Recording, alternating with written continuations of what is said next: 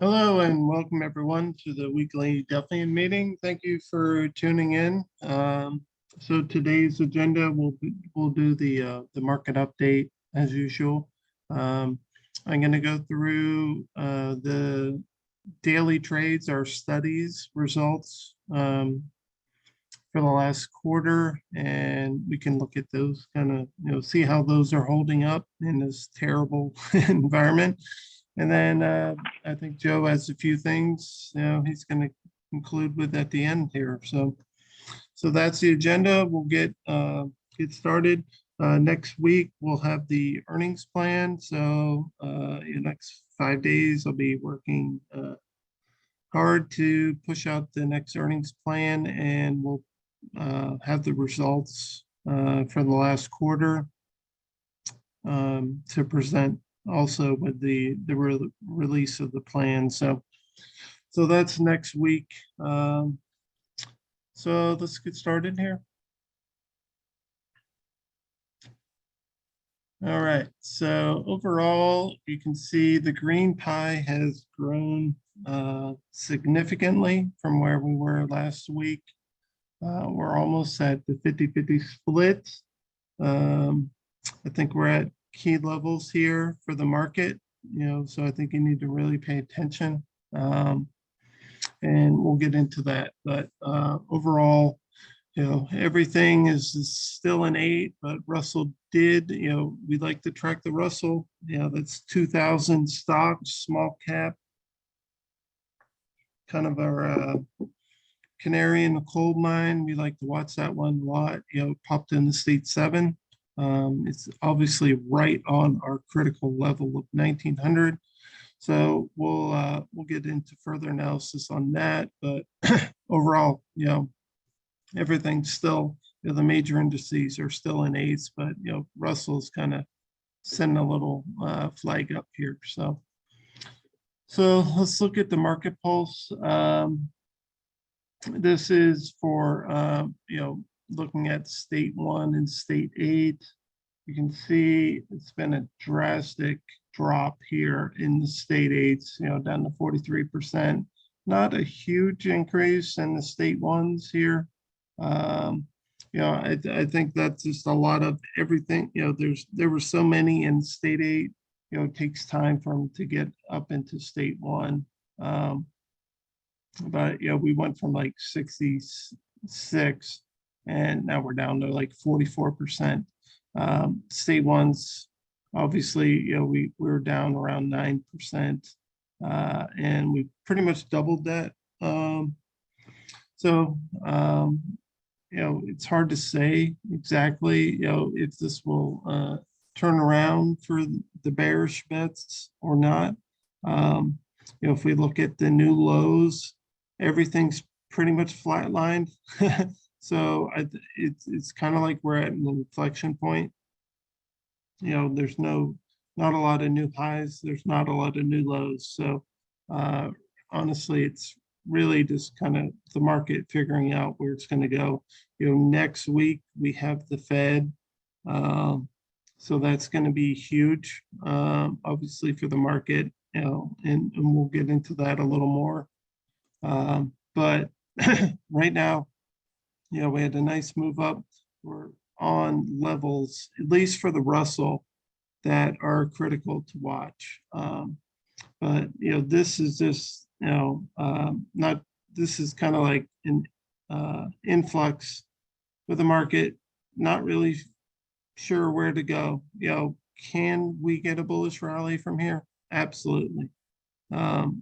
Despite every headline out there, if we can maintain, let's see here, the bullish, bearish, if we can stay above this 30, and we're well above that now. We are no longer oversold on the market. If we can stay above that 30, if we can get some new highs spiking, that would be very bullish for the market. And I think the critical thing is, the Russell getting above that 1900 level. We've been harping on that a lot. So you can see here this dramatic drop from last week, we were 68%. Now we're at, 51% on the bearish. So it's almost looking like it's trying to cross. But obviously we're on those key levels. It's going to be tough. I've said that for a while. That 1900 level on the Russell is going to be really tough to maintain above that.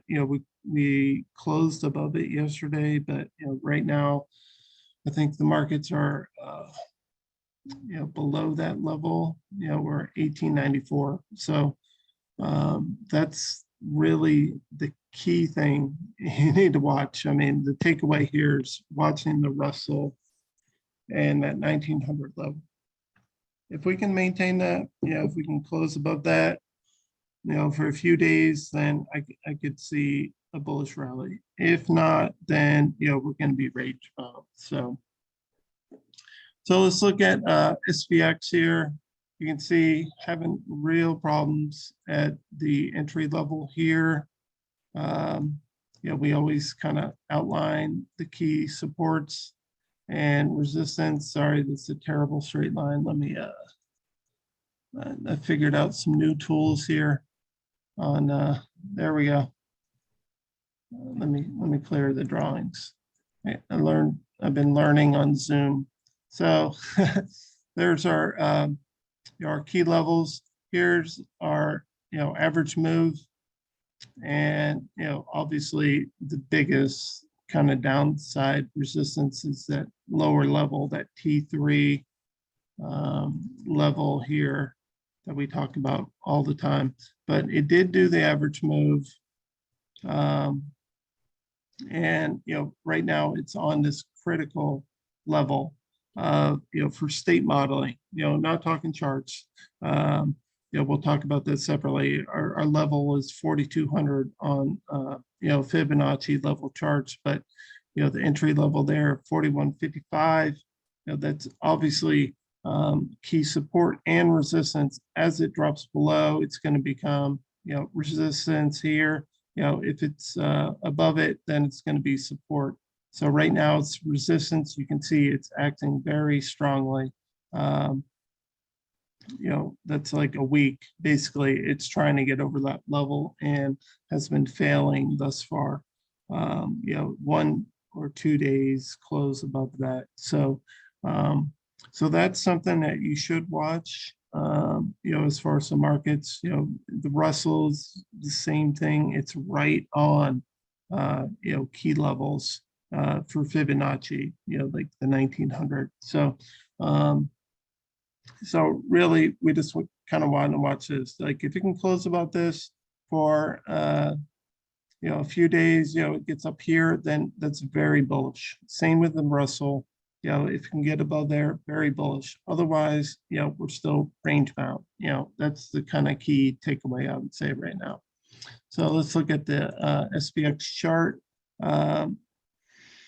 Here's our Fibonacci levels, the 4,200. Not really getting close to that, but really I would focus on this level. It's 4,155.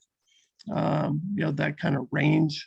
I would say that's more important to watch on SPX right now because it kind of coincides with the Russell with the 1900. So those two are the key takeaways. You can see we didn't get anywhere, really bounced off any kind of lower support of this range. But, unless it can get above that, 4155 and then, go further, we could rip higher despite every headline that you read. But, if there's no support in the market, then, we're going to stay range bound and maybe retest those 3,800 levels type thing. But hard to say right now. I don't have a perfect crystal ball, but that 1900 I've been harping on for the Russell, and I think that's going to be really hard for it to break through. If it does, then it's going to be we're going to have a bullish rally. So let's look at Russell. Popped into state 7. Obviously people say, oh, 7, bullish. Not it's not a super bullish, it's the least bullish thing. And honestly, the way, I look at these charts, we talk about very bullish things going 1-2, running, pullback, running, pullback, that's the 1-2, 1-2. Now, we're in basically the opposite. So it's 8-7, 8-7. So, drop, little pullback, drop, little pullback. And that's kind of very concerning overall for the market if, this thing turns around into 8 again. I mean, we get into that kind of cycle where these things just can really drop in these 8-7, 8-7, state 8. It's not perfect, for predicting, like big drops, but if there's going to be a big drop, it will be in state 8, outside of like some earnings event. So it's a little concerning that all the markets, all the major indices are starting to do this 8-7, 8-7. It's just, it's problematic. That's technical level stuff saying, okay, major red flag. If it can get out of 7 into something else like a 5 or 3, that would be very bullish. So just something to keep an eye on are these states. I mean, if we're doing 7-8, 7-8, God, who knows how far this can drop. If the major indices are doing these 7-8, 7-8, 7-8 type things. So state 7, obviously, the average move here,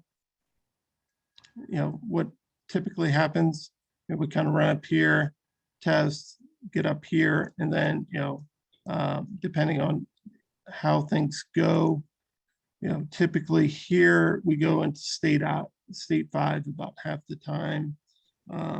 So, it's slightly bullish, but 30%, 1/3 of the time it's going to drop lower, go back into state 8. So definitely major inflection points here on the market. And let's go ahead and look at the charts for Russell. So you can see here, our 19 level was really strong support, for months here. And this is the second level down on the Fibonacci level. So, it got near that 1700, like really exploded, didn't really retest it. So now we are right at, it closed above that 1900, which is nice, but, we need a few days above that 1900 level. And I think, currently where we're at, we're right below it. So, I've been harping on this, and I think this is a critical thing, to take, on a daily basis, is this Russell right at the 1900. Corresponding, this SPX, I'd look at the 4155. That's the state modeling target. That critical level that we kind of lay out here. The charts are saying 4200, but I would really watch this level because it's had problems, super big problems getting above this. I mean, 1, 2, 3, 4, 5, 6, 7, and we're on the 8th day trying to get above that level. Outside of this Fed day, it's done an average move. It's done a typical pattern.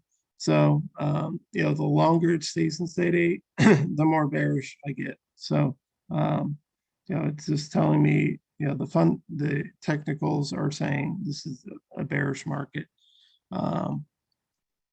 So let's look at, let me clear this. So the Russell's done 8-7, 8-7. This is the first 8. So, if we can get above those levels, I would be very bullish on the market and, looking for a strong run higher, saying, but if not, I still really think we're going to be range bound, so and probably retest those 1700s. So that's the key things to watch. Those key levels, 1900, we're basically right on it for the Russell. I think this is more important than SPX right now.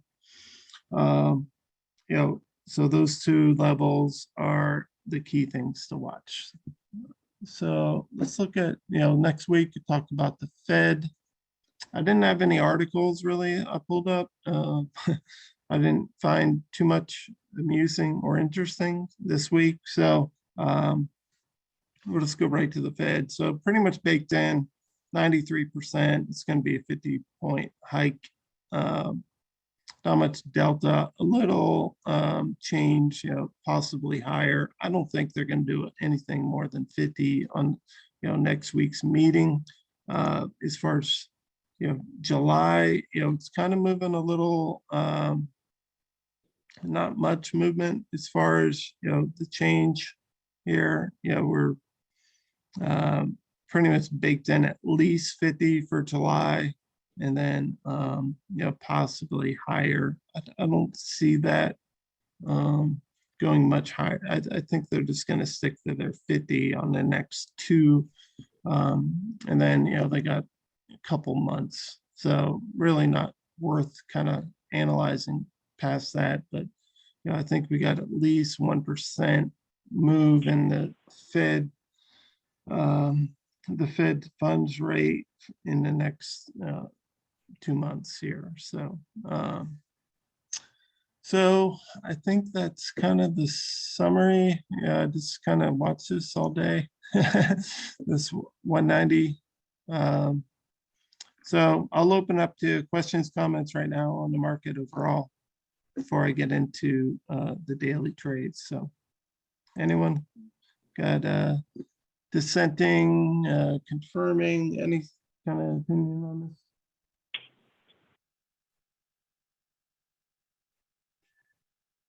I agree with you. Well, that's a glowing endorsement, Sudhir. We're usually in agreement. That's kind of, yeah. That's a good thing. So I think we got a short-term, I don't know, short covering rally or something going on, but long-term, beyond a couple of weeks, you know, with the Fed tightening, we're going further down. So yeah, yeah. Be careful with your trades. Yeah, definitely be careful. I mean, you know, the key thing is to watch also is that 10-year. I didn't highlight that, but, you know, we're at 3.0, you know, almost 3.03. You know, above 4 is scary for the market. You know, I think, you know, outside of the Russell, which is the most critical thing to watch right now, you know, you always want to keep an eye on that 10-year. You know, if you see, you know, because if the Fed is actually not buying assets anymore, you know, I would expect at some point this 10-year is just going to spike, you know, because there's no more bid, you know, they're not buying, you know. So at some point when that thing spikes, that's really like the red flag that things are going to get real ugly overall for the market. Dave, did you have something? Josh, this is Dave. Hey, Dave.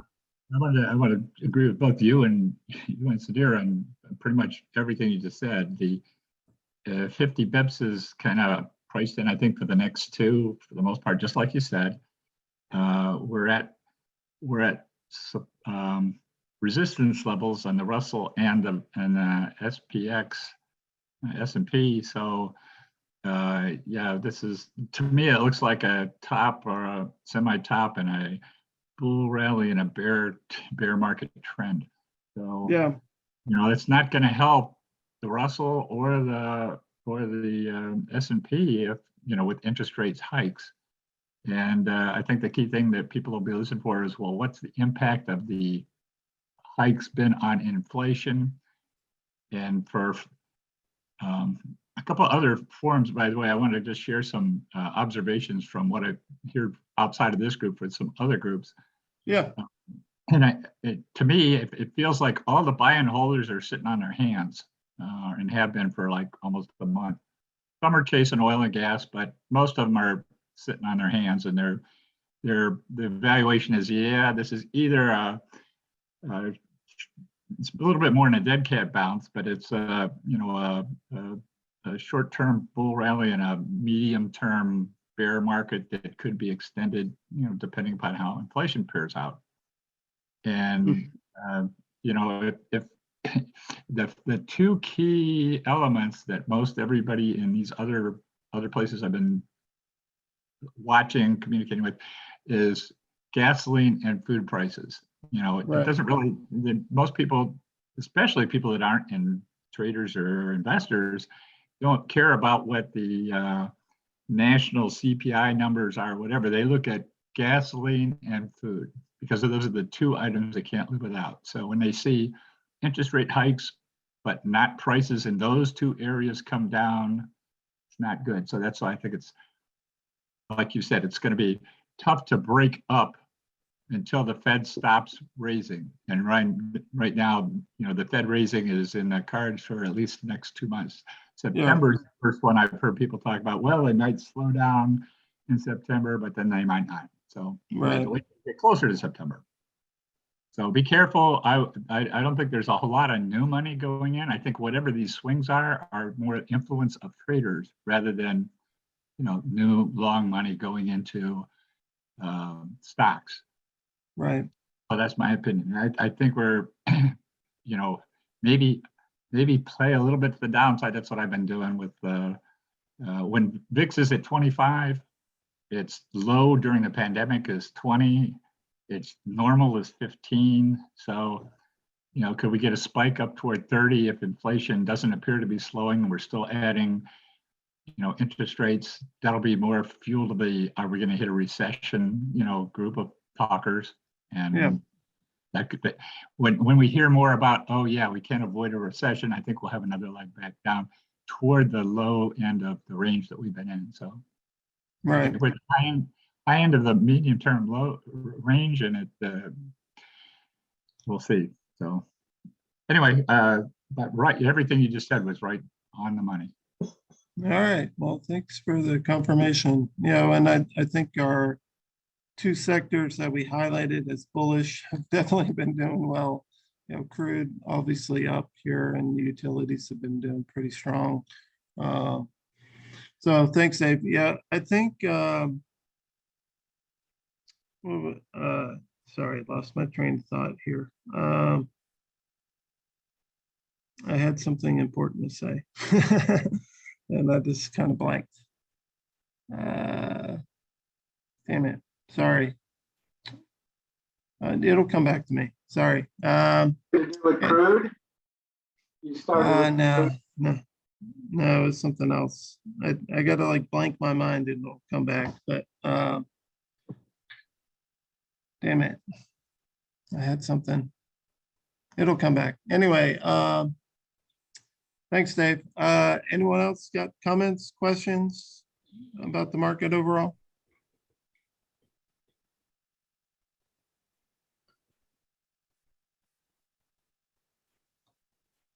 No? All right. Joe, did you have anything to add overall in the markets? No, just, seems to be some real consensus. I think, Josh, the couple indexes, let me see if I can grab this thing. A couple of the others that we had talked about. Can I share? The XLC and the XLC and the XLY. Yeah, watching, interested. Looking for bottoms there. Yeah, and just kind of interesting where they are.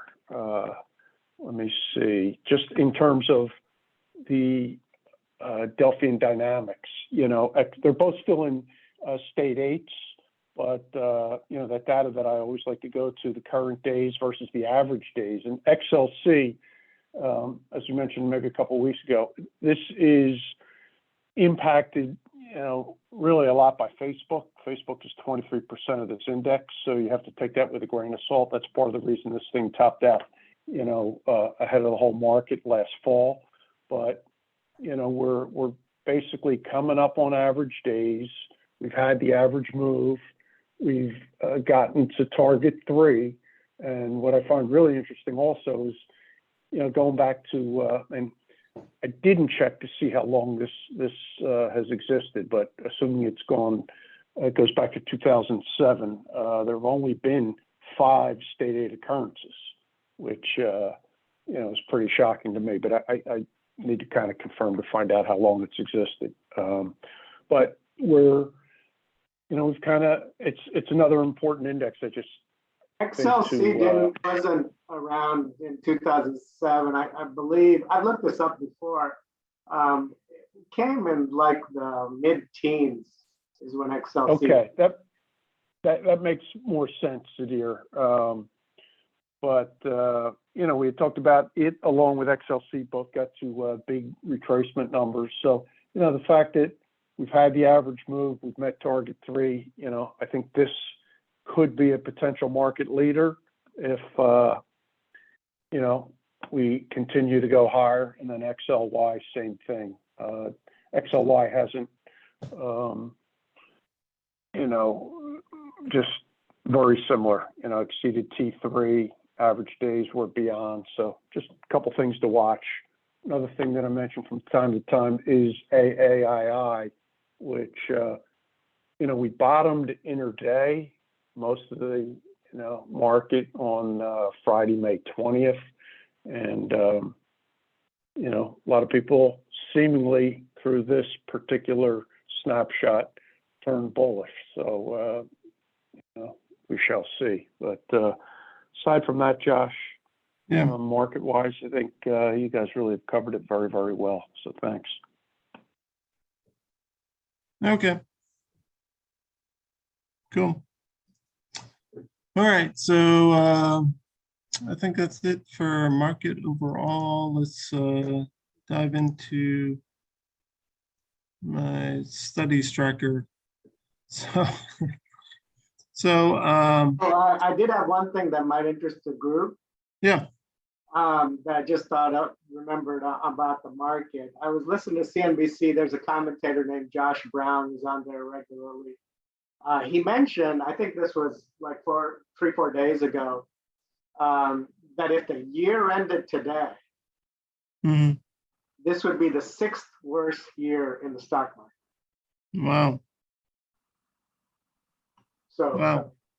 it's pretty bad out there. So the 6th worst, if it ended that day he was on TV 3-4 days ago. Yeah. No, that makes sense. I mean, it's been ugly, right? I mean, you look at like year-to-date charts. SPX started 477. We're at 411. Yeah. And that's not even the bad one. Like Russell's worse. So, and NDX obviously, NASDAQ's been beat. So yeah, definitely interesting to look at that. I like Josh Brown, Sudhir. I don't hear him all that much anymore, but yeah, I think he has some interesting anecdotes from time to time. I think he's Riff Home or some group like that, money management group. Yeah. I like, he comes up with some interesting comments. So Yeah. and it doesn't help if you look, the peak of S&P was like January 4th. So it was the almost the first trading day of the year, right? It was nothing but down from there, right? Yeah. Yeah, the week right before it had a peak there. But Yeah. yeah, it's been an ugly year. So along those lines, with the ugly year, we're actually not too bad with our daily trades. I was expecting a lot more red and ugliness than what I found in our daily trades. So as we go through this, I tried to highlight, kind of the reds so they can jump out here. Obviously two different trades are showing negative returns overall. So these bull puts, I started tracking. These are like the new bull puts that we started publishing, on a daily basis. That started 927, almost a market top. So, those ones have been doing, relatively doing fairly well, so I was talking to Joe about this the other day, and I was like, well, we get these moves down, and then, we get some bounces, and that's really where a lot of these trades clear out. We get a nice bounce after a downtrend. So, as long as that continues, I think these will, keep holding up, fairly well overall. If we could just get straight moved down, then obviously they're not going to, fare well. If the whole market like tanks, these won't like insulate you. I would guess, unless you're picking, a couple of these sectors, if you're only pulling out like, Exxon and Chevron, Devon Energy, or whatever, those kind of two sectors that we highlighted last week or the week before, those ones will obviously pop, and I think that's something that you can overlay with these, daily trades that populate and earnings overall. It's like, okay, what are the most bullish sectors, and kind of slant your trades towards those that populate like on a daily basis. So Josh, I forgot what on the studies, what is the target profit that you exit at? 25%. 25%, but no time stop, right? No time stop, just expiration. So Yeah. Yeah, and that's, obviously, we highlight here like open trades, just to kind of explain this. This is obviously your total profit here, and this is the closed profit. So your wins and losses are just off of closed trades, and then, our open trade profit or loss, that just highlights, how many trades we have open currently. So, they could be expiring in July, or, I don't, move them to the close until the trade's done. So, and then this is our average risk per trade. So this one I highlighted, I focus on this. So I have two different tabs here, like min risk 1000. So this takes every trade, no matter what, and we make sure it's at least 1,000. But there could be like a Google trade that's 30,000 risk in here. This one is at least 1,000 and no more than 2,500. So any trade over 2,500, we just pull it out. So I think this one is the one to focus on. As far as trades, I don't think a lot of people are putting out 10 grand for like a bull put on AutoZone or something like that. So I think this is a lot more realistic and level risk. So it paints a lot different picture than just taking every trade no matter what the risk is. So so you can see over here, the average risk is pretty much between 17 and 1,400, I guess 3,500. Here, you can see like 4,000. You had some big trades pop in here, 3,400. So this one is kind of the key, and I guess I should make it first overall. But only 2 losing trades, and they're both bull puts. Longer term, obviously, I can pull up some of the longer. So this is like February's trades. So I pulled out the old bull put on the new. So, since we're not tracking that anymore, I stopped tracking that in September. So I pulled out the old bull put. But you can see overall, like, the profit amounts, and I'll post both of these in our share drive here. So like the 1-year correlation, it's pretty much been flat. 23,398, 23, you made $70, considering the environment, that's a pretty good thing overall. The 5-year, 20,000 now, was 16. So you're actually making money there. 58. Obviously this one's got hit pretty good. Keltner channel's been really strong. And, I was talking with Joe the other day, we're just gonna, in the near future, we're gonna publish just Keltner alone, so outside of state modeling. So it'll just be looking for, symbols that have dropped below their Keltner channel, and it'll test, it'll have a lot more occurrences. So, instead of like the studies, where you see like, okay, it's 5-0 or whatever, it'll be like, 48 and out of 52. So we'll only publish the high winning rates, but it'll have a lot more occurrences. So, and we'll probably move on to different technical signals outside of Keltner channels, but that's the first one, and I've already tested it, and it's just a matter of putting it in. So I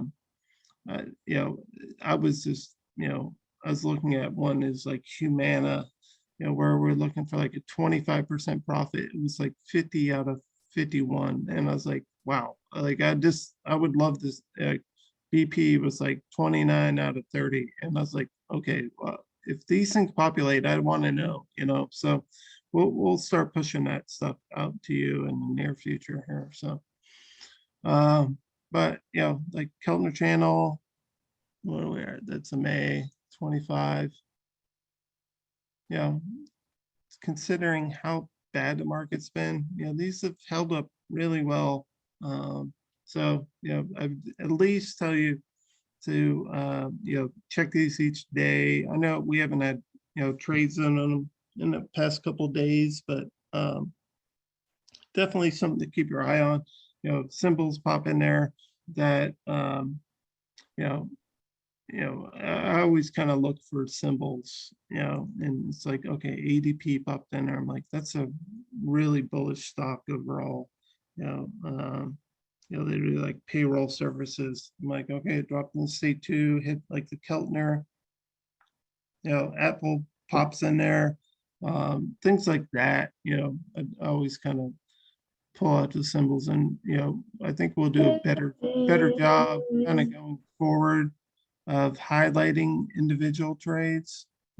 Joe's kind of made that something we should focus on here, as far as earnings and daily trades, kind of just like highlighting really good trades that we see out there. So, yeah, but overall, they've really held up, considering the market's down so much. So just kind of a sales pitch here, just something to look at on a daily basis. These things, you get the email, daily trades. So take a look at them and jump in for those ones that you like, or symbols that pop out to you. So I think that's it. Do you guys have questions on this? You're gonna post it?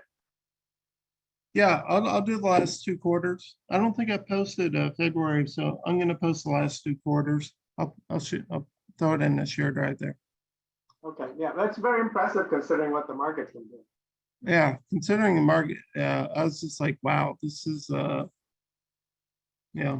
mean, if barely down yeah. This one, our side, this one had problems populating before, so we don't have longer term data. But overall, the bull call has been since January 2021. And then, these bull puts are since September, which is nice because that was close to, the market top. So you can see there's still, 96% on the bull puts since September. That's pretty crazy if you think about it. So Yeah, that's very impressive. I've been shying away because I've just been so nervous on the market. I used to trade the studies all the time, but just this year, because I'm very nervous on the market. yeah, But now looking at the numbers, it's very impressive. yeah. I was a little shocked when I saw how well they've done. We have nothing below. That's our lowest win percentage, 75. That's our target, at least 75. And this one is just like, these just really jump out. The market environment here.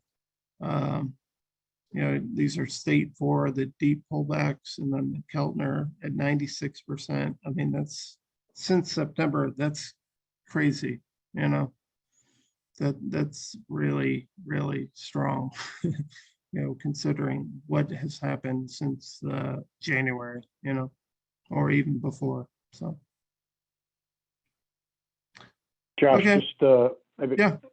a couple things I would add. Just we really we've talked about this before. We just haven't gotten to it. Most of our recommended trades are bullish trades. So maybe by the time, and it's going to be a while, I know, but by the time we offer some bear trades, that may be a clear sign that the market is about the bottom.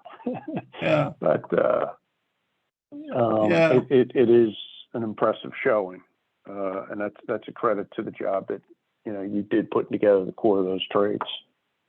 Yeah. I was talking with Joe. I'm doing seasonality analysis, so I'm tracking these since year to date.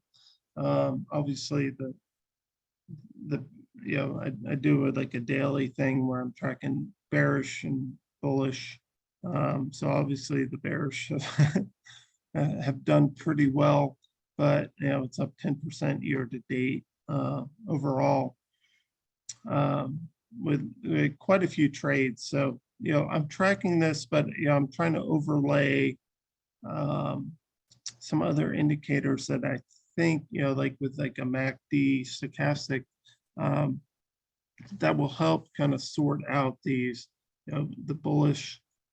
Obviously, we have a lot more bullish trades, but this one's down, obviously, year to date. So I'm trying to figure out how to overlay some other indicators that'll help win percentage.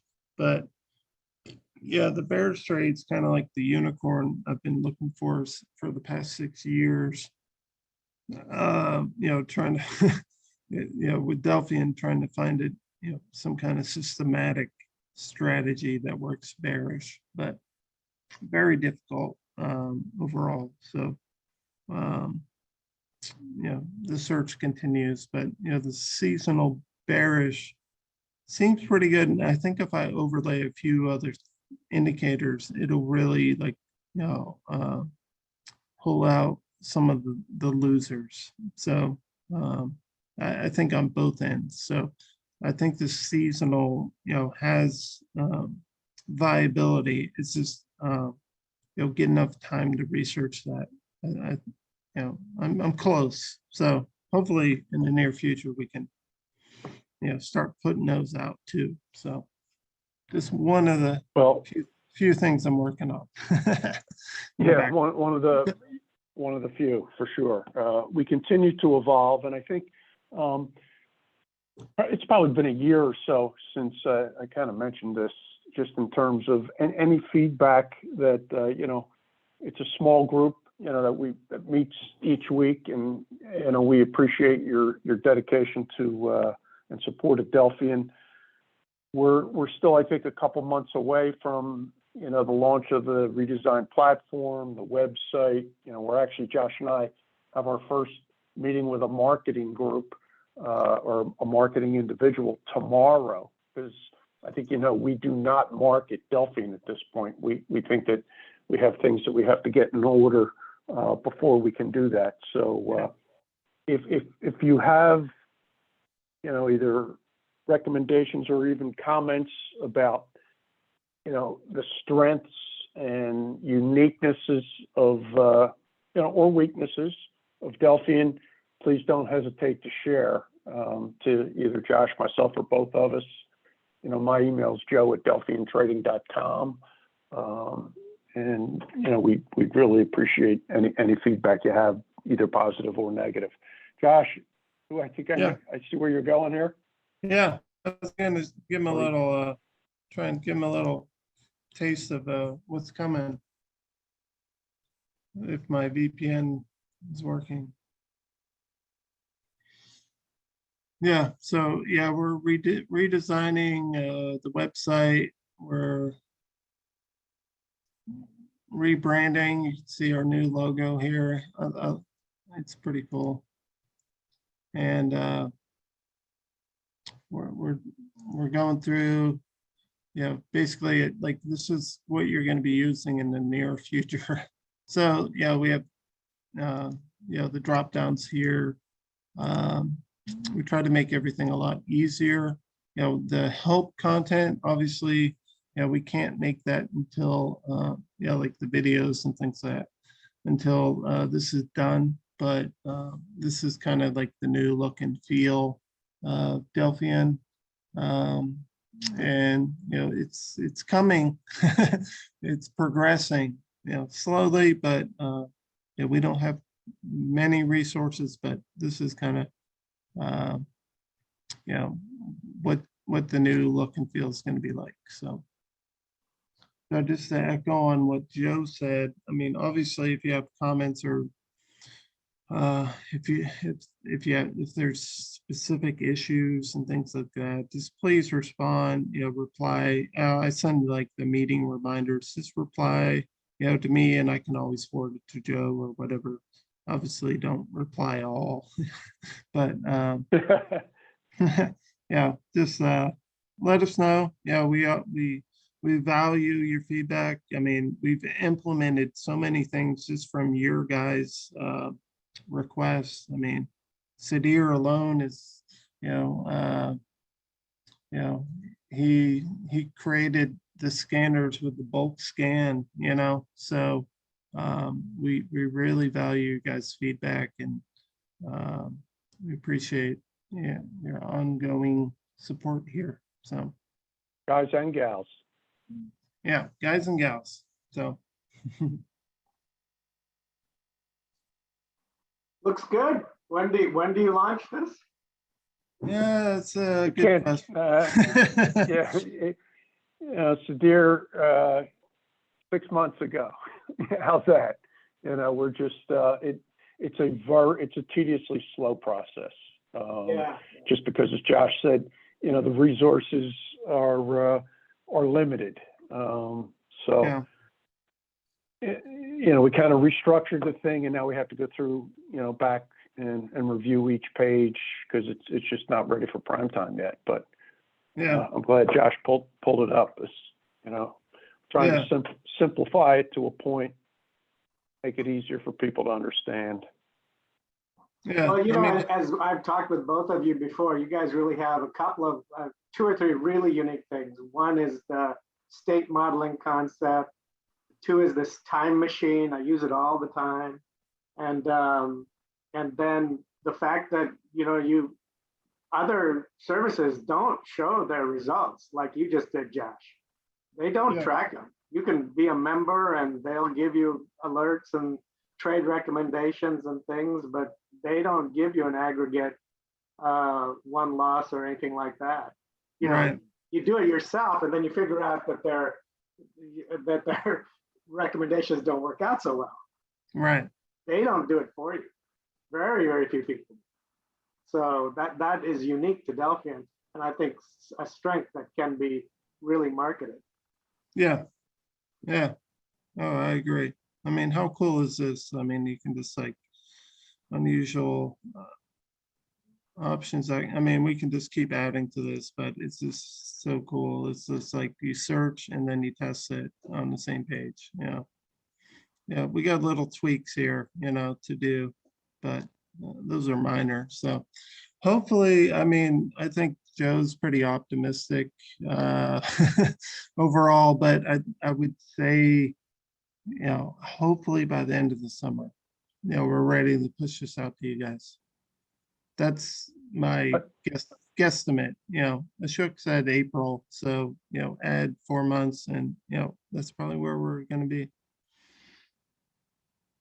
I think end of the summer is a reasonable estimate. And I think we've also mentioned before, we are integrating SIBO 20-minute delayed data, and that's a monster lift as well. So, we got three really, big things going on behind the scenes, and we'll just keep plugging away. But as Josh said, we really value all of your insights and your support of us. Yeah. So I think that'll wrap up the session. Did anyone have questions, comments, or anything? Josh, Yeah. Hey, Russ. what do you mean by, I see unusual option activity? Yeah. Is it just high volume sales or what? Yeah. So what we're looking on that one is for, like you look at the 20-day average. So it may be like 20,000, and then you have a spike and unusual, so maybe, yesterday it was 80,000 where the average is 20. So that's basically what we're looking at there, and being able to test, okay, so you had a huge spike in, options volume. Okay, does that mean anything, at least historically, right? So that's what that whole scanner's for. And I think, Okay. Russ, I always enjoyed that. It's basically an idea generator. It's not just because the volume spiked 2 or 3 times, the 20-day daily average. It allows you to go in, evaluate something that maybe you didn't have on your radar through the way you go about evaluating a particular stock or index. So that's the point of it, really, idea generation. Yeah, I haven't done research on it yet, but I will in the future. Yeah, as far as trading, trying to find like consistent, systematic, trades. That's what we're all about. Systematic, profitable trades. Yeah, I was kind of curious, especially when there was a big volume jump on Twitter with that incident. And I was just wondering, what would be the trade option for something like that? Yeah. Yeah. Well, I mean, in the near future, we'll be able to test that. It's like, okay, Twitter popped today, or this popped, okay, what happened historically, like when these things pop, what has happened? Is it a bearish or bullish trade? So we'll be able to find that out soon. Okay, Yeah. Thanks, Russ. you bet. Okay. Anyone else? You guys like the new look here? Yeah, it looks good. Yeah. Yeah, I think it's a lot more easier to navigate. Obviously, we have a lot of, we'll need a lot of help in little buttons everywhere, but just I think it's a lot better. Big improvements, in my opinion. So okay, well, if no one else, thank you all for your time and support, and we'll do it again next week. Got the Fed next week, so it will be really interesting. As I said, June's going to be really interesting. So it has been so far, and I expect that to continue. So, watch those key levels. We're below 1900, pretty big drop here. Below that SPX target. So keep your eyes on that in the 10-year. So thank you all, and talk to you next week. Thank you. Bye, everybody. Have a good week.